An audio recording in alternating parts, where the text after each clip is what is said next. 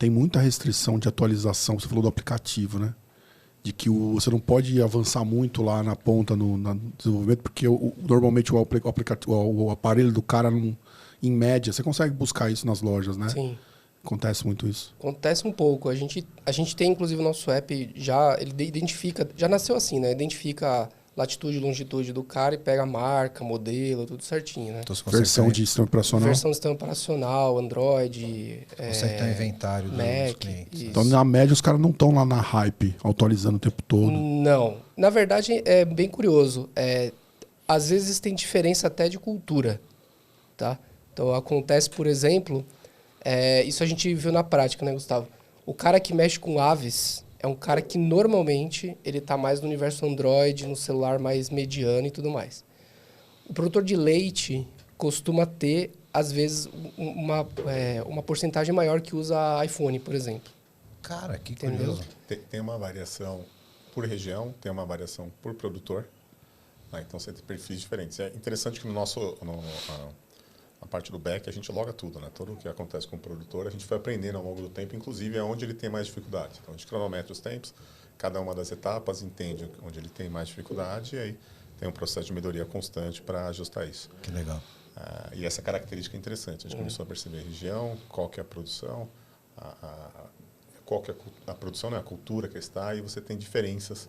Né? A gente analisa também a questão etária e começa a identificar diferenças de comportamento.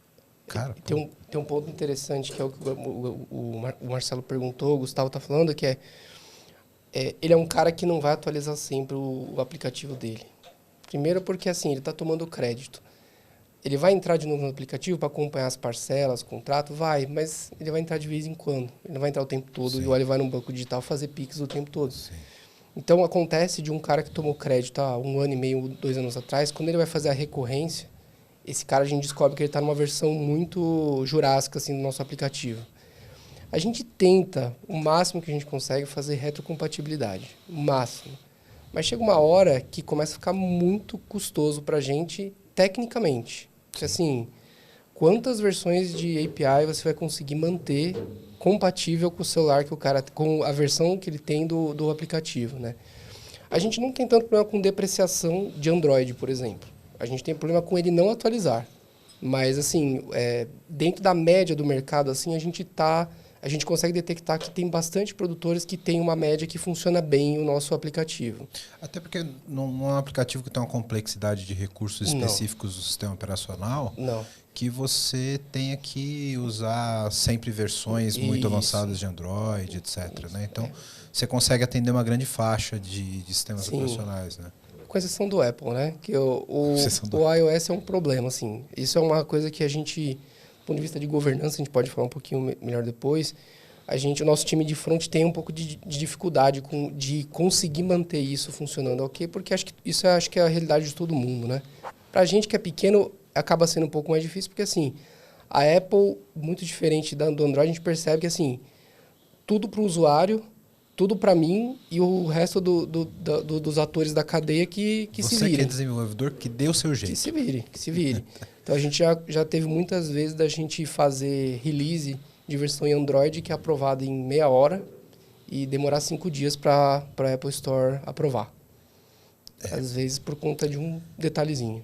Eu não vou comentar porque o pessoal pega no meu pé, porque diz que eu pego no pé da Apple, né? Mas tá aqui o meu Androidão favorito. Mas acontece, Que fique bem claro que esse iPhone é corporativo e eu não tenho opção de escolha. Aliás, é muito comum você precisar entrar em contato com a Apple e justificar aquelas mexidas para eles entenderem. Porque, por exemplo, às vezes acontece de você cair numa malha fina da Apple global.